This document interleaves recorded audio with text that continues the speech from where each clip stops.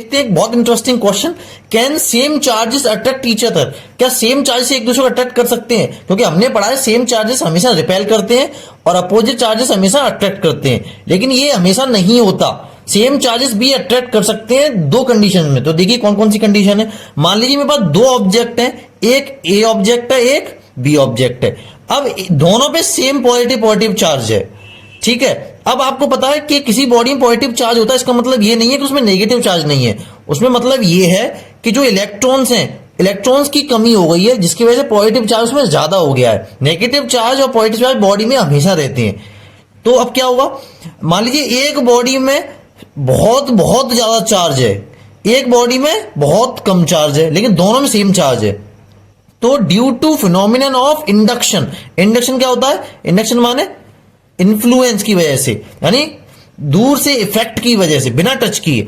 तो जो भी इस बॉडी में पॉजिटिव चार्ज होगा, इसमें भी पॉजिटिव चार्ज इसमें बहुत ज्यादा है, तो पॉजिटिव वाला चार्ज इसके अपोजिट साइड में एक्यूमुलेट हो जाएगा और नेगेटिव वाला ड्यू टू इंडक्शन एक जो ये बॉडी इसकी फेस की तरफ कलेक्ट हो जाएगा।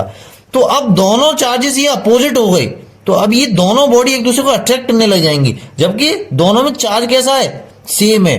तो ये कंडीशन तभी फॉलो होती है जब जिस एक ऑब्जेक्ट में दूसरी ऑब्जेक्ट के कंपेरिजन में बहुत ज्यादा चार्ज बड़ा हो, ठीक है।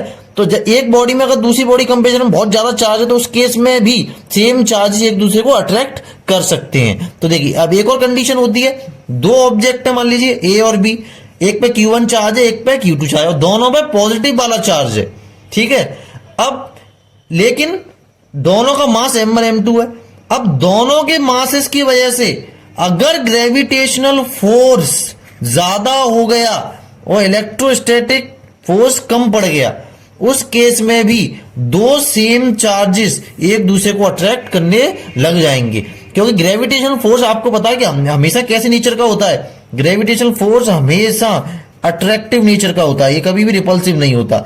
और इलेक्ट्रोस्टैटिक चार्जेस कैसे हैं? सेम है तो रिपेल करेंगे, अपोजिट है तो अट्रैक्ट करेंगे, उसके हिसाब से होता है। तो अगर Gm1 m2 upon r square gravitational force electrostatic force से ज्यादा हो गया, तो भी सेम चार्जेस एक दूसरे को क्या करने लग जाएंगे? अट्रैक्ट करने लग जाएंगे।